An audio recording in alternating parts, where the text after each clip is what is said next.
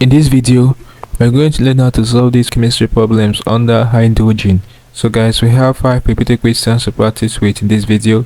Let's get started. The first question I have here says, what is the characteristic of a gas liberated when dilute hydrochloric acid is added to iron 2 sulfide? So we have these following options.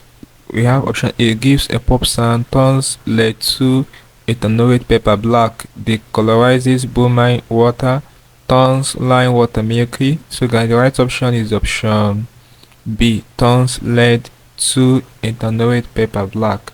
Okay, very important. So that's it for this question. The next repeated question will be this one. It says helium is preferred to hydrogen in filling balloons because hydrogen is diatomic. Option A. Option B, exhibits isotopy, is a component of water, is inflammable. So the right option is option D, is inflammable. Alright, so that's it for this question. The next question will be this one. It says dihydrogen chloride when dissolved in methyl benzene. Our option A, bleaches litmus paper, turns blue litmus paper red, does not affect litmus paper, turns red litmus paper blue.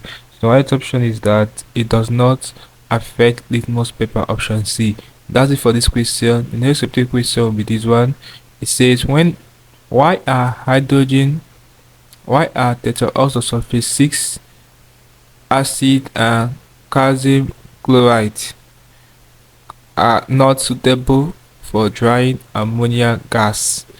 We have option A, they are poisonous, react with the gas, pollute the gas, are corrosive. So guys, the right answer to this question is option B, is because they react with the gas. So that's it for this question. Then the last question before I end this video will be this one. It says which of the following gases is colorless, odorless, and soluble in potassium hydroxide solution? We have nitrogen fluoride, ammonia, carbon fluoride, sulfur fluoride. The right answer is option C, carbon fluoride.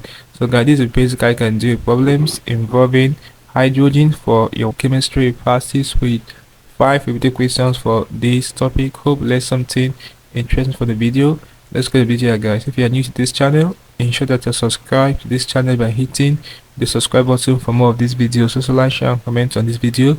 So tell me how you feel for what you are learning from this video. If you seem to have any specific questions to ask regarding what I have talked about in this video, feel free to leave a question at the comment section below, and I'll be sure to give you a response. Also ensure that you're part of the channel membership by clicking the join button, where you'll be getting premium information that will help you to excel in your external exams you will be writing. Alright, so having known this, click on the screen above and I see you in the next video. Thanks for watching.